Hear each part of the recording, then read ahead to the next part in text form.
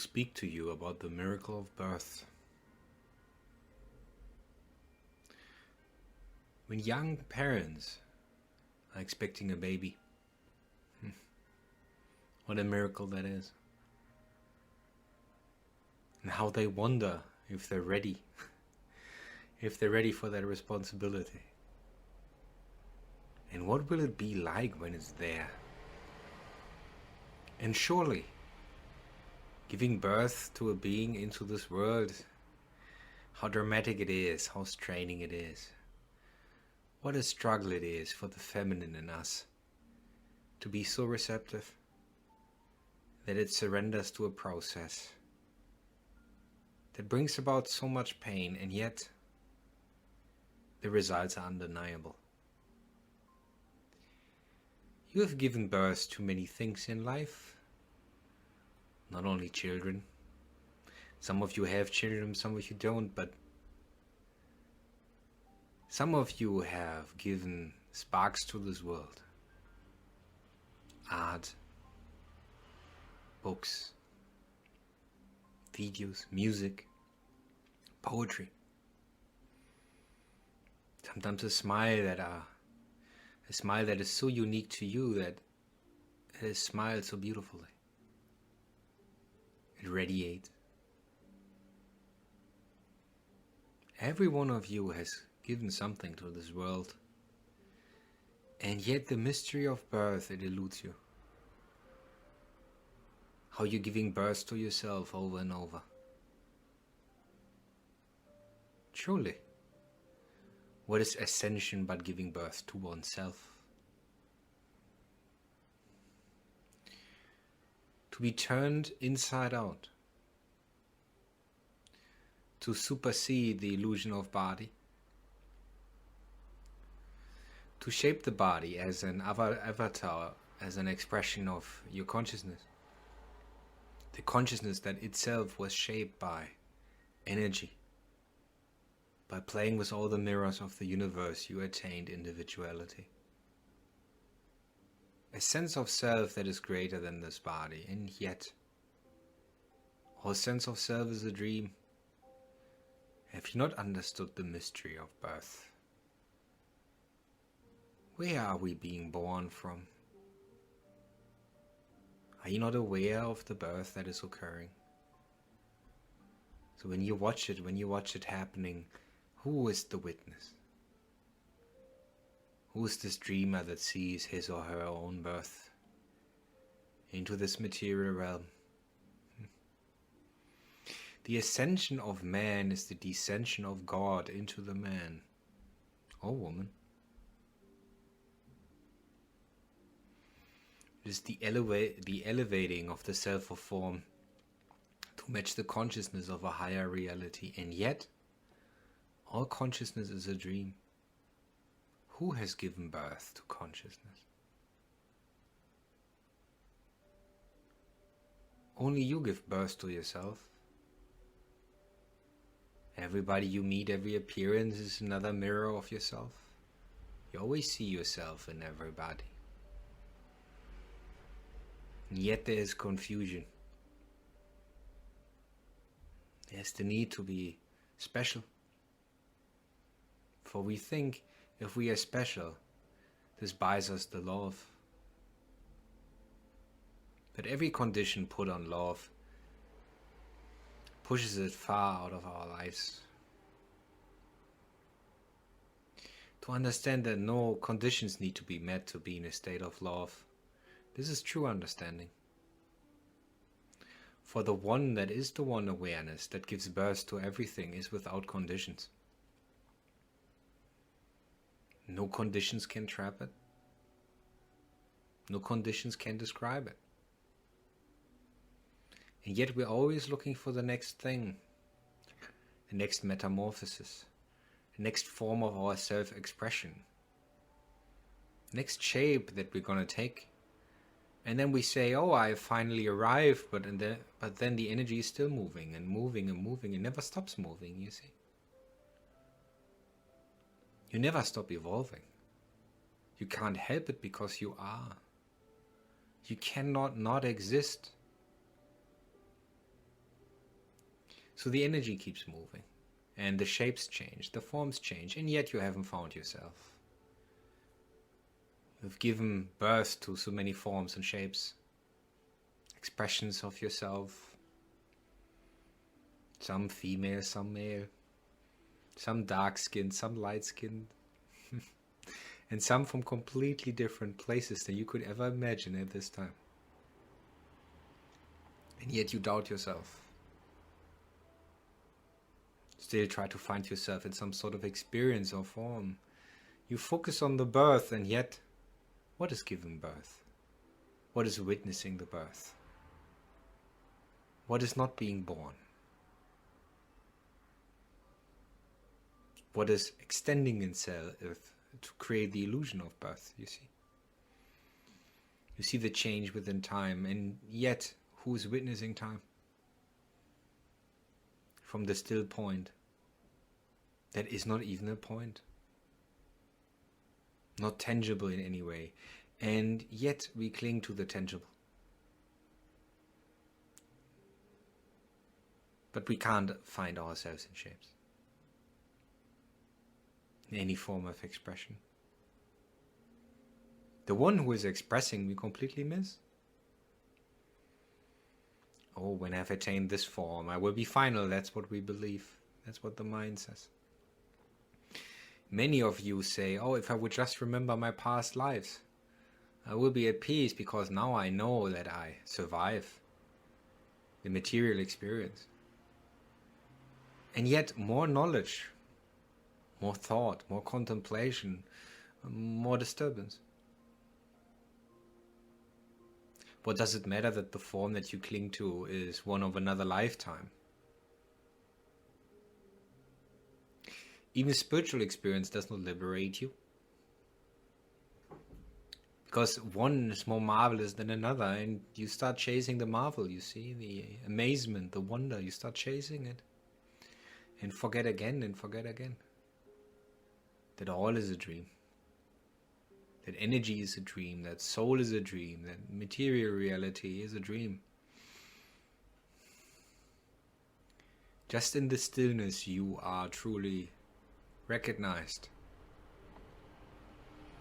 In the absence of shapes and forms. But it's so compelling to watch, isn't it? And it's so compelling to get immersed and identified with the happenings. And say, I am to be found in this happening or that happening. And the happening is born and the happening dies. And there's joy and then there's grief. And even joy and grief are happenings. Everything is passing through stillness. In eternity. Just the stillness remains.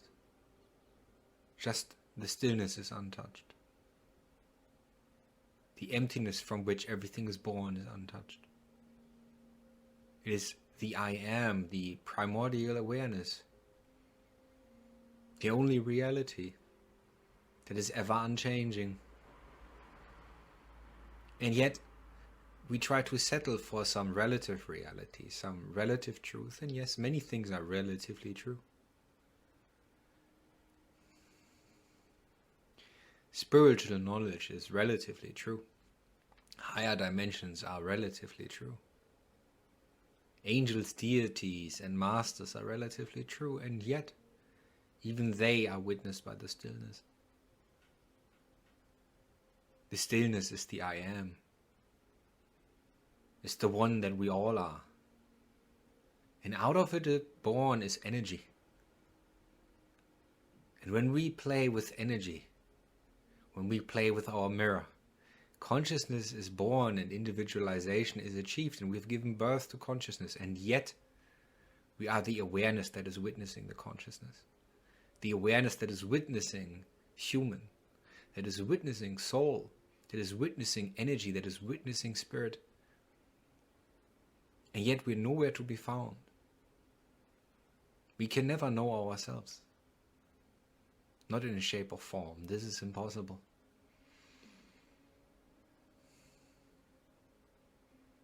And yet, humanity will be born again.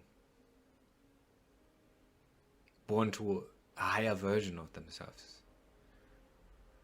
Many of you have been feeling very tired lately. Some of you have been feeling very depressed, grinded down. Don't be afraid. It's just this dream reality that is being grinded down. Who you are can never be grinded down. Who you are existed before death was a possibility, before birth was a possibility. Before thought and the worry about birth and death could even emerge, you were already there. So you dreamt it all up. And it's all good. Deep down in your heart you know. Despite being caught up in the game of light and dark and duality, and who seeks to liberate and who seeks to imprison. It's all you playing those roles. You've just forgotten. Now you're supposed to remember, because you have chosen so on a higher level of your existence. And yet, many of us cling to the limitations, so when our bodies start aching and shifting and changing, when our nervous system is being remodeled from the ground up, when our genetics are changing, when now our mind becomes multidimensional, we start wrestling with it because we're so much more expensive. Well, the old identity that many of us carried, such a limiting place, full of fear, full of fear of annihilation, full of fear of being left behind, full of fear of not being loved and exiled. And once the love comes in, and the limited self is breaking down, now the fear of death arises even more profoundly. But here you're supposed to allow yourself to be born. And when you watch the body changing, understand that you're not the body. Then you realize that your soul is changing this body so it can become an expression of itself. So the soul can finally wear this body like a suit, instead of there being a mind that blocks it out. A mind that has a sense of separate self once we identify with its thoughts, and therefore the ego was born, you see. Identifying with objects of experiences, being a thought, being a body, but now it's time to let the soul in. I know it hurts sometimes. The body is in pain. The past life traumas are arising. Also the bliss of great successes in past lives, beautiful achievements, and yet many of us feel so little. How can we be all that and feel so little? Well, it's in truth, it's not you, it's still the ego resisting. The ego that is afraid of freedom, of bliss, of grace, of effortlessness, of a smooth ride, surfing your own energies, instead of fighting them. And a marvelous dream it is. Some of you are now slowly becoming telepathic, and you find that overwhelming. All the things that you suddenly know about other selves, which are also you. Things that you find out about your individualized consciousness. And yet that is a limitation also, because you're much more than this individualized consciousness. Ultimately, you are all individualized consciousnesses. But surely, that's the dream that we so thoroughly enjoy. The ups and downs, the light and the dark, the pure and the dirty, the exciting and the boring, the bliss of living, the addiction to excitement, the addiction to the absence of excitement, because it makes us feel as excitement gave us some sense of meaning. And yet on the deepest level of our existence, we're perfectly still. And we know that neither the excitement nor the boredom is the answer. You know the answer is not to stop dreaming, but to dream consciously from now on. To not be as immersed as we used to be in the human, not be as identified. If the human experience was pleasurable, well, we experienced, if you will, a high from that because we are immersed with it, believing to be it. And if there was great suffering, we were immersed in the suffering also. This is what most of you are really afraid to lose, you see. It's the addiction to feeling. It's the addiction to emotions.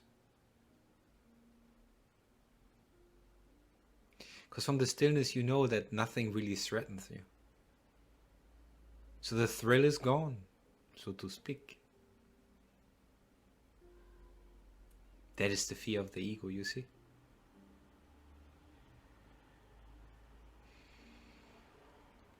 But you will not lose your ability to feel. It is just that you will not be caught up in it, that you will not be trapped in it. That there will be the spark of awareness in the background, that you know it's a play. It's a play and it's not serious. And it's beautiful in many ways. It might be terrifying in some others, but it's beautiful in many ways. But when you accept this very moment and you enter your timelessness, you know there is peace. There's always peace in the background. It's sieving through all the gaps of reality. In the musical notes, you see, in the spaces between them, there it is, the stillness. After a very exciting moment, suddenly there's the stillness. The gaps between your thoughts when you, for some reason, because you're touched, or your mind is baffled, you enter this empty space, you know there's stillness, that it's all good. But in the past, you have forgotten again, very quickly. Some happening, some drama, some emotion. From those beings who are attached to their bodies, and you were pulled in again, being invested in it. But now to be the I am and to walk among your own creation. How can you not be in a state of marvel to what you have given birth to? And see yourself in all things. And yet your mind proclaims, this cannot be it. It's so vast. So overwhelming.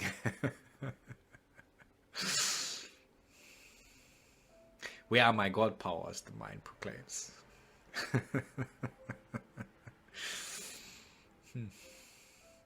Well, the mind is not allowed to mess with the garden on that level. You need to give up your mind first. And then the urge to display any kind of power will fade away. Because the need to display power only comes from fear. Once there is no mind to be afraid through, there's no need to display any powers. It only emerges naturally from a higher place when it's needed, but only then. And that's all good. Dear human who has been struggling so much, I know birth can look messy, can be full of pain and struggle.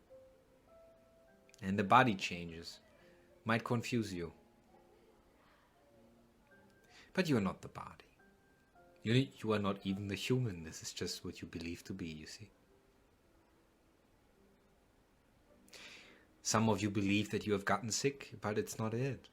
And it's the signs of transformation. Your bodies are being redesigned for a new reality. The light that is coming from the stars is changing you, changing your bodies. to be a match to the new reality. So you're not stuck in this limited little me that scares you. That is scared. Its very nature is one of limitation and the sense of being boxed in. Allow yourself to be changed. The pain that we feel usually comes from resisting the change, fighting the change, fighting our own energy that is bringing about the change.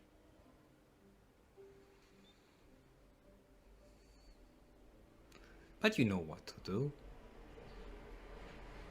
Just by relaxing and breathing and allowing. By letting your energies in. By letting your higher self meditate for you. You see, the mind doesn't meditate. It's a misconception. The mind doesn't do anything. You can concentrate with the mind all you want. It's not going to bring you into enlightenment.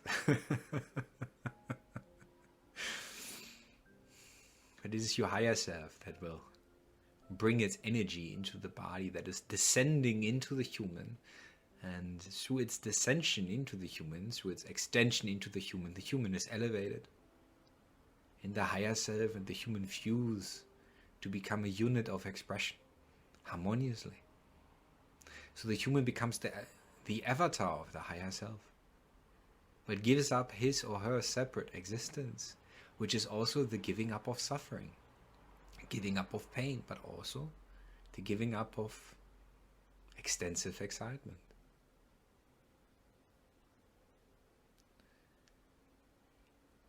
When we can give up on extensive excitement, we can end our suffering.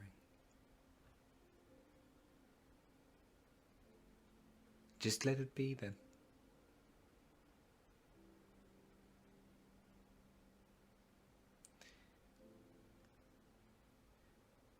One of the most important moves will be to move your awareness from the mind into the heart, into the center in the chest.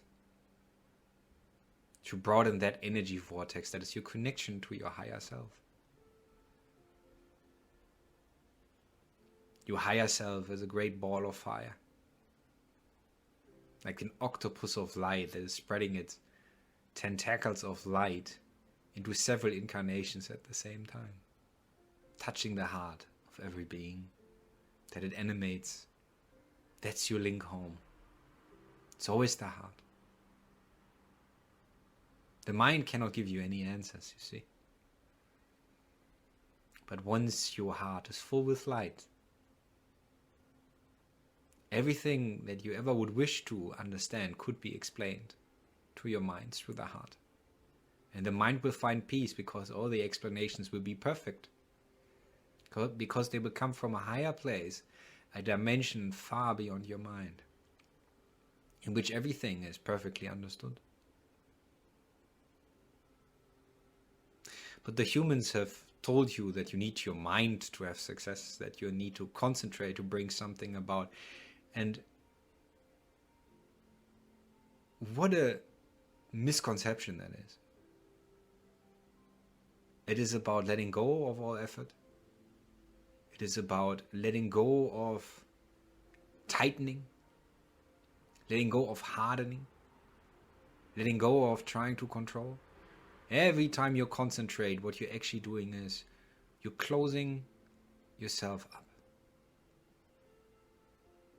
You're hunkering down. Try to concentrate. Bring about results. But what results? What could the mind bring about? Nothing otherworldly. The mind is incapable of doing that. So when you have been looking for the miracles, why are you concentrating? Relax. Relax. Just breathe. The answers are not in the mind. The answers are in the heart.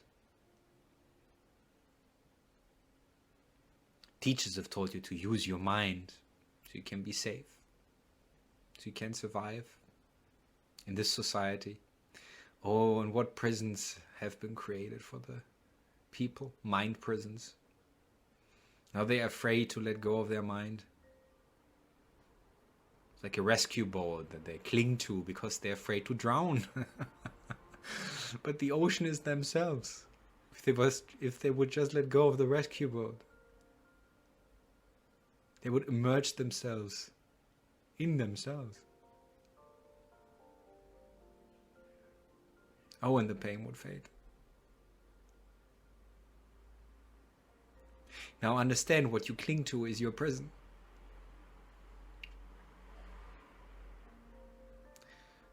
When all clinging has ceased, the ocean, the stillness, remains.